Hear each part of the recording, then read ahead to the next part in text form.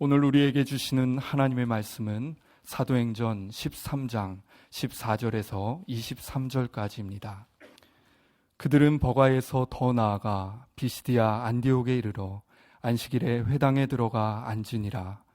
율법과 선지자의 글을 읽은 후에 회당장들이 사람을 보내어 물어 이르되, 형제들아, 만일 백성을 권할 말이 있거든 말하라 하니, 바울이 일어나 손짓하며 말하되, 이스라엘 사람들과 및 하나님을 경외하는 사람들아 들으라. 이 이스라엘 백성의 하나님이 우리 조상들을 택하시고 애굽 땅에서 나그네 된 그 백성을 높여 큰 권능으로 인도하여 내사 광야에서 약 40년간 그들의 소행을 참으시고 가나안 땅 7족속을 멸하사 그 땅을 기업으로 주시기까지 약 450년간이라. 그 후에 선지자 사무엘 때까지 사사를 주셨더니 그 후에 그들이 왕을 구하거늘 하나님이 베냐민 지파 사람 기스의 아들 사울을 40년간 주셨다가 패하시고 다윗을 왕으로 세우시고 증언하여 이르시되, 내가 이새의 아들 다윗을 만나니 내 마음에 맞는 사람이라 내 뜻을 다 이루리라 하시더니, 하나님이 약속하신 대로 이 사람의 후손에서 이스라엘을 위하여 구주를 세우셨으니 곧 예수라. 아멘. 프랑스인들이 인간의 삶에서 무엇을 가장 중요시하는지 보여주는 이야기가 있습니다. 프랑스에서 가장 뛰어난 사람들은 예술가가 된답니다. 두 번째로는 교사 혹은 교수와 같은 교육자가 되고, 세 번째는 기업인이 되고, 네 번째로는 직업 관료가 된다고 합니다. 이를테면 프랑스인들이 존경하는 직업인의 순서가 예술가, 교육자, 기업인, 직업 관료 순으로 자리매김하고 있는 것입니다. 그렇다면 프랑스에서 정치는 어떤 사람이 하는가? 프랑스인에 의하면 프랑스에서 정치는 깡패가 한답니다. 물론 프랑스인의 정치인에 대한 코멘트는 농담이겠지만 농담 속에 진담이 들어있다고, 프랑스의 정치인들 역시 국민의 신뢰와 존경을 받지 못하는 것은 우리나라와 다르지 않는가 봅니다. 프랑스인의 직업인에 대한 존경은 독창력의 토대 위에 자리매김하고 있습니다. 프랑스인들이 예술가를 가장 존경하는 것은 예술가가 가장 뛰어난 독창력을 지닌 사람들이기 때문입니다. 문학가, 음악가, 미술가와 같은 뛰어난 독창력을 지닌 예술가들로 인하여 인간이 내적으로 풍요로워질 수 있기에 인간의 삶의 질을 높여주는 예술가들을 프랑스인이 가장 존경하는 것입니다. 오늘날 프랑스의 파리가 전 세계의 예술계의 중심 도시가 된 것은 결코 우연한 일이 아니었습니다. 그것은 예술가의 독창력을 가장 우대하는 프랑스인의 사고방식이 수반한 당연한 결과였습니다. 그리고 프랑스인들이 예술가 다음으로 교육자, 기업인, 직업관료 순으로 존경하는 것은 그 순서대로 독창력이 발휘된다고 판단하고 있기 때문입니다. 이를테면 프랑스 사람에게 인간이 살아가는 데에 가장 중요한 것은 한마디로 독창력인 셈입니다. 그 독창력이 오늘날 프랑스인만의 독창적인 역사와 문화와 전통을 낳았으면 제로의 여지도 없습니다. 그러나 인간에게 독창력이 중요하다는 것은 비단 프랑스인에게만 국한된 이야기가 아닙니다. 세계 어느 나라 누구에게든지 독창력은 중요합니다. 프랑스인이 지혜로운 것은 그 독창력의 중요성을 먼저 인식하고 인간의 독창력을 우대하는 사회적 분위기를 다른 나라, 다른 민족보다 조금 더 빨리 구축했다는 데에 있습니다. 왜 인간의 독창력이 중요하겠습니까? 예술가나 교육자처럼 자신의 독창력을 마음껏 발휘하면서 살기 위함이겠습니까? 독창력을 지닌 사람만 자기 인생을 살 수 있습니다. 독창력을 교류하면 까닭없이 남을 부러워하고 남의 인생을 흉내내느라 정작 살아야 할 자기 인생을 상실해버리는 어리석음에서 벗어날 도리가 없습니다. 우리가 6주째 살펴보고 있는 오늘의 본문 속에서 얻을 수 있는 마지막 교훈 역시 이것입니다. 우리는 지난 시간에 사도 바울이 비시디아 안티옥의 유대인 회당에서 행한 설교 도입부 내용을 통해서 인류의 역사를 주관하시는 하나님께서는 당신의 약속 말씀을 인류의 역사 속에 반드시 이루시는 분이심을 확인했습니다. 하나님께서 곧 말씀이시기 때문이라고 했습니다. 하나님은 말씀으로 존재하시고 말씀으로 우리에게 말씀하십니다. 그러므로 우리가 우리의 삶으로 하나님의 말씀을 지키고 하나님의 말씀에 우리 생을 거는 것은 말씀이신 하나님께서 우리의 삶을 지켜주시도록 하나님께 우리의 삶을 의탁하는 것을 의미합니다. 그래서 우리는 한순간도 하나님의 말씀을 소홀히 할 수가 없습니다. 그리고 주일 예배 때마다 제가 순서 설교를 하는 이유도 바로 여기에 있습니다. 순서 설교는 제가 만든 용어로서 성경을 순서대로 설교하는 것입니다. 강해 설교도 성경을 순서에 따라 설교합니다. 그러나 일반적으로 강해 설교는 본문을 성경 한 장씩 넓게 잡기 때문에 성경 각 구절에 대한 비중은 떨어지기가 쉽습니다. 순서 설교는 성경 각 구절을 순서대로 따라가면서 설교하는 것입니다. 그러다 보니 성경 가운데의 한 책에 대한 설교를 끝마치는 데에는 많은 횟수를 필요로 합니다. 그런데도 제가 목회를 시작한 이래 20여 년 동안 순서 설교를 계속하는 데에는 까닭이 있습니다. 1년에는 주일이 52번 있습니다. 그러므로 한 목회자가 한 교회에서 일평생 목회한다고 할지라도 주일 예배 시간만을 통해서는 성경 66권의 방대한 분량의 내용을 모두 심도 있게 설교한다는 것은 물리적으로 불가능합니다. 주일 예배는 물론 수요 성경 공부, 구역 성경 공부, 새벽 기도회 등 교회의 모든 프로그램에 참여하는 교인들은 예외이겠지만 주일 예배에만 일주일에 한 번 참석하는 대부분의 교인들의 경우에는 결국 어쩔 수 없이 설교자가 선호하는 구절, 설교자가 의도하는 구절에 대한 설교만을 듣게 됩니다. 그렇게 해서는 성경 전체 내용에 대한 바른 이해를 갖고 이 혼탁한 세상 속에서 하나님의 말씀을 쫓아 사는 것이 결코 쉽지 않습니다. 그와 같은 단점을 보완하기 위해서 성경 한 구절의 깊이와 성경 전체에 대한 넓이를 동시에 추구하자고 하는 것이 순서 설교입니다.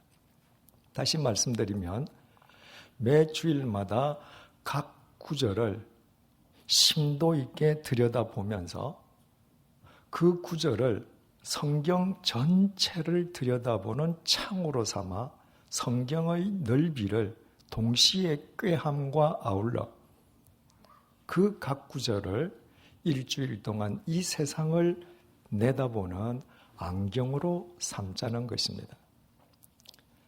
창세기부터 요한계시록까지 성경의 모든 내용은 거미줄보다도 더 밀접하게 얽혀 있습니다. 그리고 성경의 각 구절은 그 성경 전체 내용을 들여다보는 신비로운 창입니다. 똑같은 풍경도 창의 크기와 색깔, 모양에 따라서 다르게 투영되듯이 성경을 들여다보는 창이 많으면 많을수록 성경 전체의 내용을 더 입체적으로 이해할 수 있습니다. 이것은 지난 목요일 날 목요 강좌 시간의 이어령 선생님의 강의 내용과 같습니다. 엄마야 누나야 강변 살자 뜰에는 반짝이는 금모래 뒷문 밖에는 가을잎의 노래 엄마야 누나야 강변 살자. 김소월 선생의 이 시는 불과 4줄에 15단어로만 구성되어 있는 지극히 짧은 시입니다. 그러나 우리는 그날 이어령 선생님의 강의를 통해서 이 짧은 시 속에 얼마나 많은 공간들이 복합적으로 얽혀져 있는지 이 짧은 시의 깊이를 심도 있게 들여다보았습니다. 그리고 그 깊이만큼 이 짧은 시를 창으로 삼아 인생에 대하여, 신앙에 대하여, 하나님의 말씀에 대하여 더 폭넓은 이해를 가지게 되었습니다. 만약에 김소월 선생의 이 짧은 시를 안경으로 쓰고 이 세상을 나간다면 피폐한 도시 공간인 이 도시 속에서 우리가 추구해야 할 참된 가치가 무엇인지 그 안경을 통해 바르게 분별할 수 있을 것입니다. 그러므로 성도 여러분들께 중요한 것은 주일날 순서 설교를 경청하는 것으로 그치는 것이 아니라 그날 본문의 깊이와 그 본문을 창으로 삼아 성경 전체에 대한 이해의 폭을 매주일 확장시켜 가면서 매주일의 구절을 세상을 들여다보는 안경으로 삼고 일주일 동안 이 세상에서 그 말씀이 인도하는 대로 그리스도인으로 걸어가야 할 길을 바르게 걸어가는 것입니다. 우리가 하나님의 말씀에 생을 던진다는 것은 이런 의미입니다. 그리고 그때 우리의 생을 던진 하나님의 말씀이 도리어 우리를 지켜주실 것입니다. 그 하나님의 말씀이 오늘 이 시간에는 우리에게 무엇이라고 말씀하시는지 본문 23절을 보시겠습니다. 하나님이 약속하신 대로 이 사람의 후손에서 이스라엘을 위하여 구주를 세우셨으니 곧 예수라. 하나님께서 당신의 약속 말씀대로 다윗의 족보를 통해서 구원자인 예수님을 이 땅에 보내셨습니다. 그분은 임마누엘, 곧 우리와 함께 하시기 위한 성자 하나님이셨습니다. 성자 하나님께서 인간들이 사는 인간의 세상 속으로 들어오신 것이었습니다. 그러나 성자 하나님이시라고 해서 인간이 알아볼 수도 없는 모습으로 하늘에서 그냥 내려오신 것은 아니었습니다. 예수님께서 이 땅에 오시기 700년 전에 하나님께서는 이사야 선지자를 통해 이렇게 말씀하셨습니다. 이사야서 7장 14절입니다. 보라, 처녀가 잉태하여 아들을 낳을 것이요 그의 이름을 임마누엘이라 하리라. 하나님의 이 말씀은 나사렛의 동정녀 마리아를 통해 이루어졌습니다. 동정녀 마리아가 성령으로 임마누엘 하나님이신 예수님을 잉태하여 낳은 것이었습니다. 예수님께서는 인간의 몸을 통해 인간의 몸을 입고 인간 역사 속으로 들어오시긴 하셨지만, 그러나 인간의 핏줄을 이어받고 이 땅에 오신 것은 아니었습니다. 만약에 예수님께서 인간의 핏줄을 타고 태어나셨더라면 본질적인 죄인으로 태어나신 예수님 역시도 죄와 사망의 속박에서 결코 벗어날 수 없었을 것입니다. 히브리서 4장 14절에서 15절의 증언입니다. 그러므로 우리에게 큰 대제사장이 계시니 승천하신 이 곧 하나님의 아들 예수시라. 우리가 믿는 도리를 굳게 잡을지어다. 우리에게 있는 대제사장은 우리의 연약함을 동정하지 못하실 리가 아니요 모든 일에 우리와 똑같이 시험을 받으신 이로되 죄는 없으시니라. 육신을 입고 이 땅에 오셨던 예수님께서는 당신의 육신으로 인간의 모든 희로애락을 친히 겪으셨습니다. 그러나 인간의 피를 타고 태어나지 아니한 임마누엘 하나님이셨기에 예수님께서는 인간의 몸을 가지시고 인간의 모든 사정을 아시고 인간을 온전히 도우실 뿐만 아니라 인간의 죄를 대속해 주기 위한 온전한 제물이 되실 수 있었습니다. 로마서 5장 12절입니다. 그러므로 한 사람으로 말미암아 죄가 세상에 들어오고 죄로 말미암아 사망이 들어왔나니 이와 같이 모든 사람이 죄를 지었으므로 사망이 모든 사람에게 이르렀느니라. 여기에서 한 사람은 인류 최초의 인간 아담입니다. 새신자반에서 배웠듯이 술 공장에서 생산되는 제품은 모두 술입니다. 차이가 있다면 도수가 높은 술, 도수가 낮은 술, 비싼 술과 싼 술의 차이밖에 없습니다. 어떤 경우에도 술 공장의 생산 시설을 통해서는 향기로운 화장품이 생산될 수 없습니다. 인류 최초의 인간이었던 아담은 하나님께서 금하시는 열매를 범함으로써 죄인이 되어버렸습니다. 하나님의 말씀을 범하는 범죄로 인하여 아담 자신이 죄 공장으로 전락해버린 것입니다. 그래서 아담의 피를 이어받아 태어난 이 세상 모든 인간은 죄 공장에서 출시된 본질적인 죄인이 되어버렸습니다. 차이가 있다면 도덕적인 죄인과 비도덕적인 죄인, 현행법에 걸려서 법의 제재를 받고 있는 죄인과 요행이 법에 걸리지 않은 죄인, 돈이 많은 죄인과 가난한 죄인, 교양이 있는 죄인과 교양이 없는 죄인, 유식한 죄인과 무식한 죄인, 나이 어린 죄인과 늙은 죄인의 차이밖에 없습니다. 이처럼 죄 공장에서 아담의 피를 이어받고 태어난 모든 인간은 예외 없이 죄인이요, 거룩하신 하나님 앞에서 죄의 싹슨 사망이기에 그 죄의 공장에서 태어난 모든 인간은 죽을 수밖에 없는 존재에 지나지 않습니다. 로마서 5장 19절입니다. 한 사람이 순종하지 않으므로 많은 사람이 죄인 된 것 같이 한 사람이 순종하심으로 많은 사람이 의인이 되리라.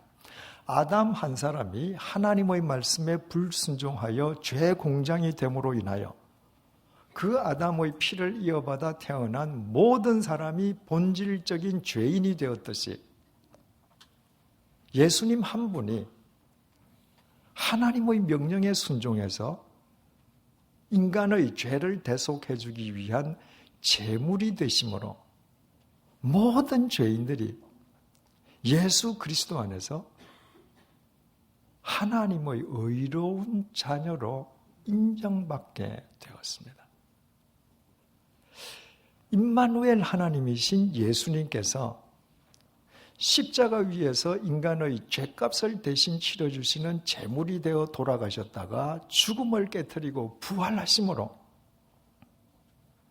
예수님께서 영원한 생명 공장이 된 것입니다. 그래서 누구든지 예수를 믿으면 예수 그리스도의 그 영원한 생명 공장 안으로 들어가기만 하면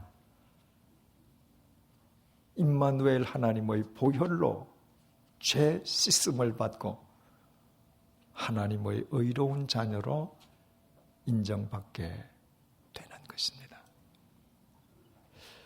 성부 하나님께서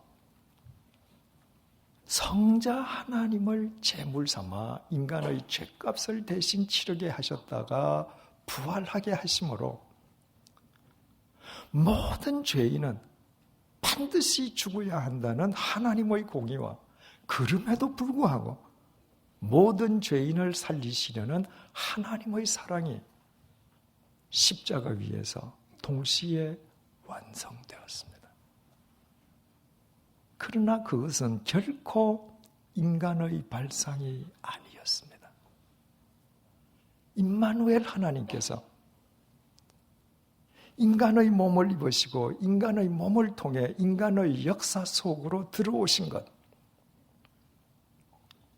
인간의 몸을 통해 오시면서도 인간의 핏줄을 이어받지 아니하고 성령으로 이 땅에 오신 것, 육신을 입고 이 땅에 오심으로 인간의 모든 고통까지도 속속들이 이해하시고 온전히 도우실 수 있으신 것, 나아가 임마누엘 하나님 당신 자신을 십자가의 제물로 삼아 당신의 공의와 당신의 사랑을 동시에 십자가 위에서 완성하시는 것, 그 모든 것은 하나님의 독창적인 생각이 아니고서는 이 세상 그 어떤 인간도 감히 흉내조차 낼 수 없는 대역사였습니다. 임마누엘 하나님께서 인간의 육신을 입으시고 인간의 역사 속으로 들어오시어 인간을 위한 제물이 되시고 인간을 구원하신 것 자체가 하나님의 독창성이 빚어낸 위대한 구원의 드라마였던 것입니다. 그러고 보면 성경은 온통 하나님의 독창성으로 가득 차 있습니다. 하나님께서는 당신의 말씀으로 우주 만물을 창조하셨습니다. 진흙으로 인간을 빚으시고 당신의 생기를 불어넣어 주시어 생명이 되게 하셨습니다. 하나님께서는 당신께서 사랑하시는 당신의 선민 이스라엘 백성을 무책임하게 화려한 왕궁 속에서 호의호식게 하시지 않고 혹독한 이집트의 노예살이부터 시작하게 하심으로 당신의 선민을 이 세상에서 가장 강인한 민족으로 단련시켜 주셨습니다. 그들의 앞길을 가로막는 홍해를 하나님께서 갈라주셨고 물 한 방울, 풀 한 폭이 없는 광야에서는 하늘에서 만나를 내려주시고 반석에서 강이 터지게 해주셨습니다. 한낮 동안 광야 폭염의 열기는 구름 기둥으로, 광야 한밤의 추위는 불 기둥으로 막아주셨습니다. 그 모든 것은 인간은 감히 상상조차 할 수 없었던 하나님의 독창성이 이루어낸 대역사들이었습니다. 이처럼 그 어떤 인간도 감히 흉내조차 낼 수 없는 독창성을 지니시고 계신 여호와 하나님. 그래서 여호와 하나님만 우리를 위한 유일하신 하나님이 되십니다. 이처럼 우리가 창세기에서부터 요한계시록까지 하나님의 말씀 속에서 하나님의 독창성을 확인할 수 있다면 우리는 우리 자신과 관련해서 중요한 사실을 깨닫게 됩니다. 하나님께서 우리 각자를 무의미하게 창조하신 것이 아니라는 것입니다. 독창적인 하나님께서 당신의 독창성으로 우리 개개인을 창조하셨습니다. 하나님께서 우리 한 사람 한 사람에게 당신의 독창성을 부어주셨다는 말입니다. 아무리 위대한 화가라 할지라도 반드시 모델이 필요한 것은 모델 없이 화가의 머릿속 상상만으로는 인간의 얼굴을 표현해내는데 한계가 있기 때문입니다. 그러나 이 세상 60억을 넘는 그 수많은 인간들 가운데에 얼굴이 동일한 사람은 아무도 없습니다. 심지어는 쌍둥이조차도 어딘가는 다르기 마련입니다. 하나님의 독창성으로 인해 가능할 수 있는 일입니다. 하나님께서 그 독창성으로 우리 개개인을 창조하셨습니다. 하나님의 독창성은 우리의 외모에만 배어 있는 것이 아닙니다. 하나님의 독창성은 우리의 성품 속에, 인격 속에도 스며 있습니다.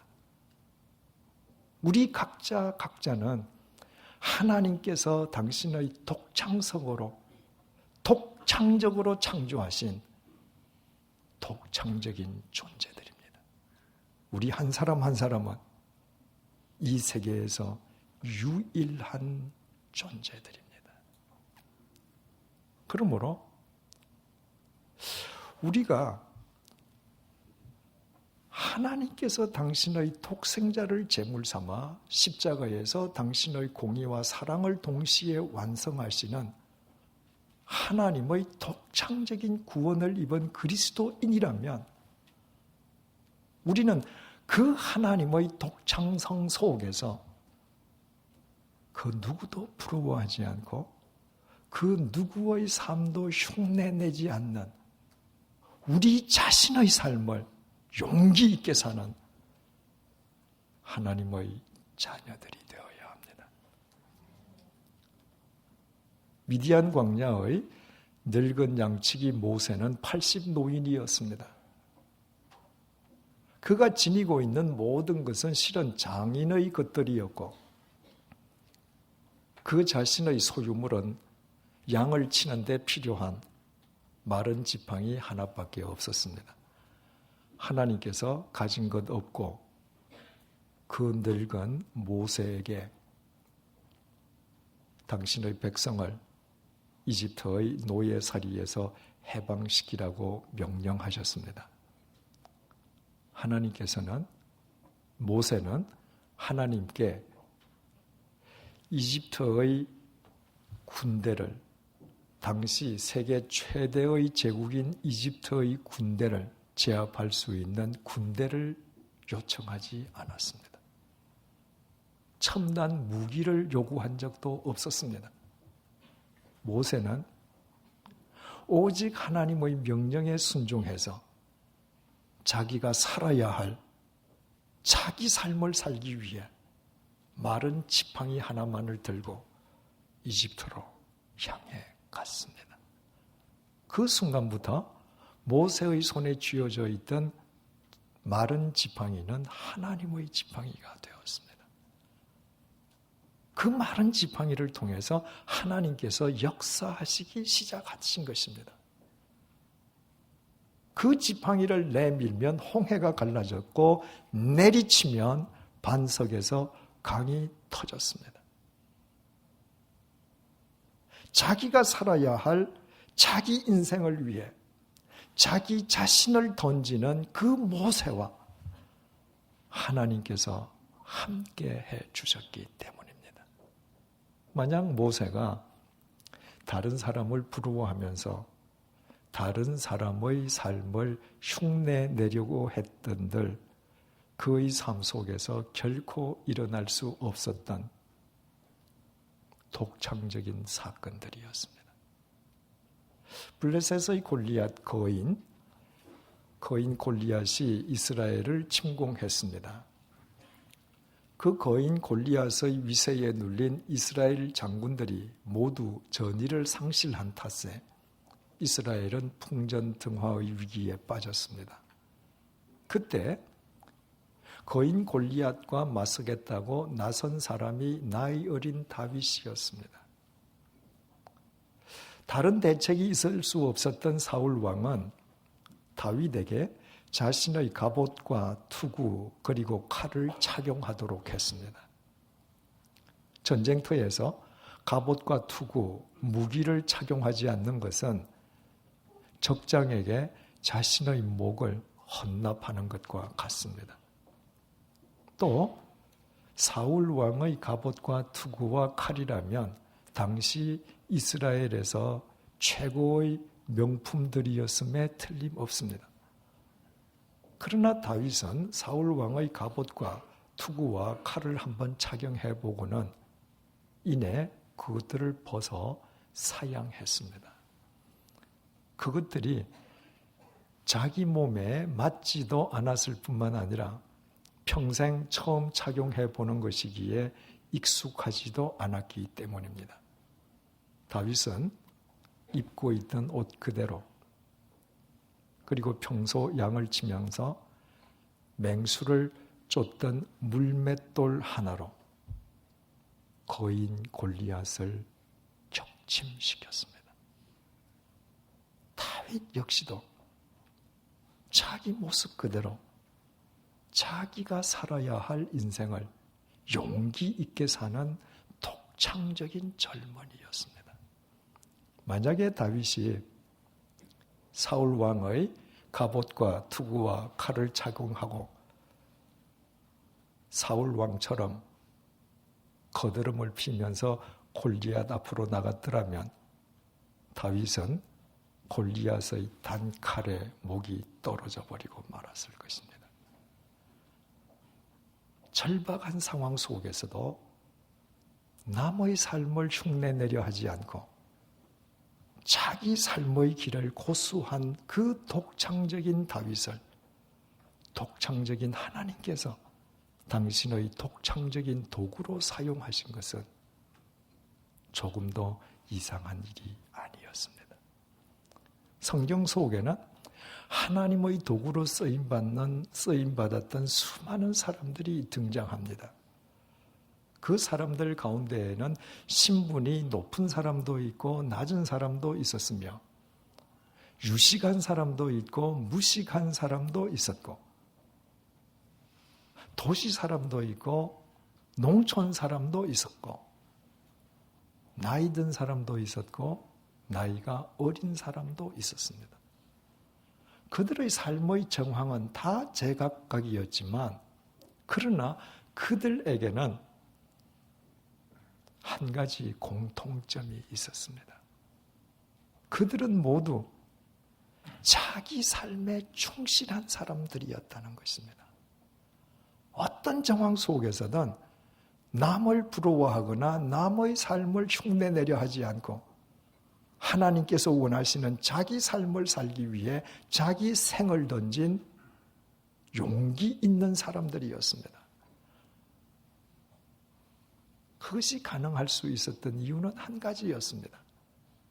하나님께서 그 한 사람 한 사람들을 하나님의 독창성으로 독창적인 존재로 창조하셨고, 그들에게 믿음은 하나님의 독창성을 의지해서 남을 흉내내지 않고 자기 삶을 용기 있게 살아가는 것이었습니다.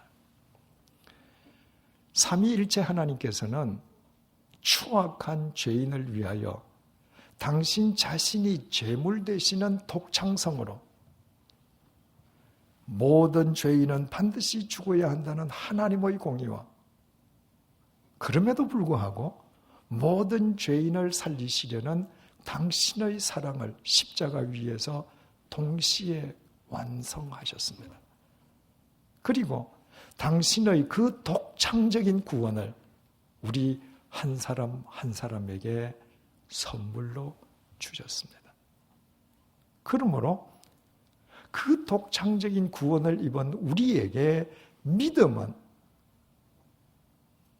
더 이상 다른 사람의 삶을 흉내내지 않고 하나님께서 원하시는 나 자신의 삶을 용기 있게 살아가는 것입니다. 바꾸어 말씀드리면, 하나님께서 나 자신만을 통해서 이루시기 원하시는 하나님의 독창적인 뜻을 이루어드리는 하나님의 독창적인 도구로 살아가는 것입니다. 그러나 우리의 실상은 지금 어떻습니까? 까닭 없이 다른 사람을 부러워하고 다른 사람의 삶을 흉내내느라 막상 살아야 할 자기 자신의 삶은 실종되어 버린 것은 아닙니까? 하나님께서 자기에게 맡겨주신 자식이 하나님께서 원하시는 자기 인생을 찾아 살 수 있도록 도와주는 것이 믿음의 부모의 역할이것만, 도리어 자기 자식들어 남의 자식을 흉내내라고 다그치면서 사랑하는 자식의 인격마저도 자기 이기심의 틀 속에 마구 구겨놓고 있는 것은 아닙니까? 만약 그렇다면 우리 모두 참회의 절기인 사순절 넷째 주일을 맞이해서 우리의 어리석음을 하나님께 회개하십시다.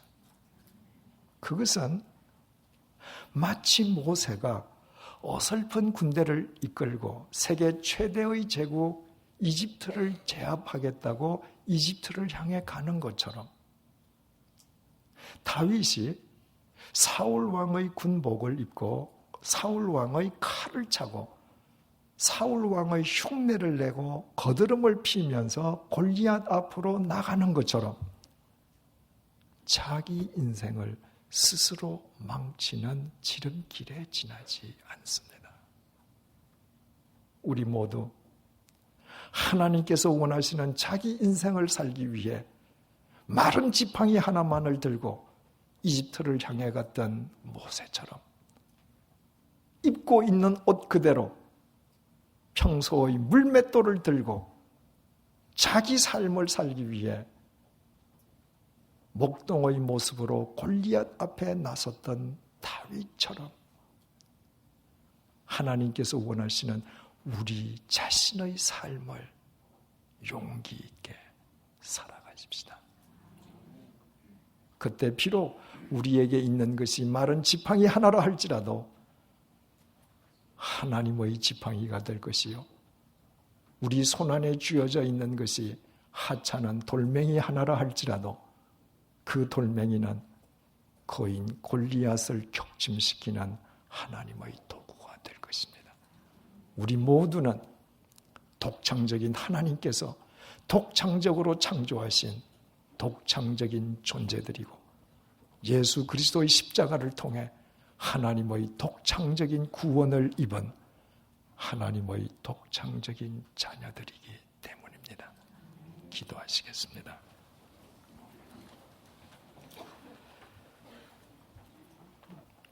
하나님께서는 당신의 독창적으로 우리 개개인을 독창적인 인간으로 창조하셨습니다.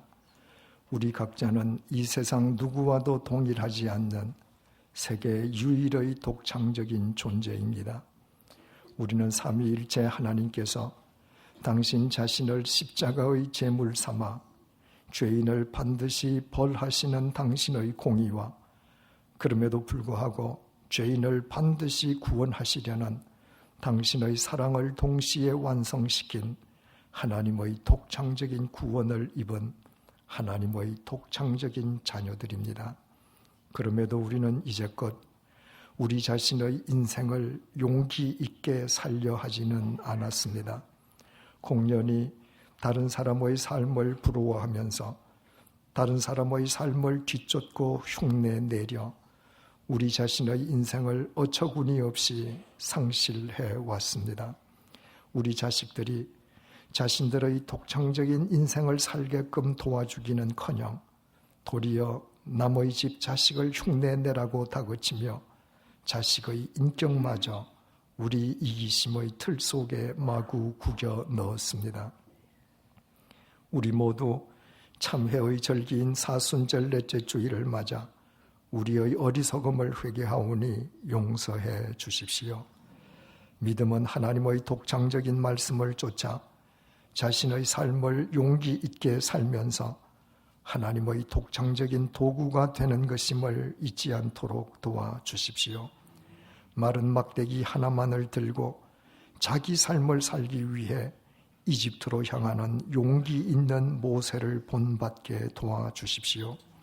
왕의 갑옷과 투구 그리고 칼을 조금도 부러워하지 않고 목동인 자기 모습 그대로 평소와 같이 평상복에 물맷돌을 들고 거인 골리앗과 맞서는 용기 있는 다윗을 닮게 해 주십시오. 지위의 고하, 경제적인 여건, 지적 수준의 정도, 건강 상태나 나이에 상관없이 주어진 정황 속에서 누구도 부러워하거나 흉내내지 않고 오직 하나님의 말씀을 쫓아 하나님께서 원하시는 나의 인생을 용기 있게 살아가게 도와주십시오. 행복은 자기 인생을 사는 것이요 남의 삶을 흉내내려는 것으로부터 불행의 비극이 시작됨을 잊지 않도록 도와주십시오. 그리하여 이 시대의 역사 속에 하나님의 독창적인 뜻을 이루는 하나님의 독창적인 도구로 쓰임받는 절대적인 기쁨 속에서 살아가게 해 주십시오. 예수님의 이름으로 기도드립니다. 아멘.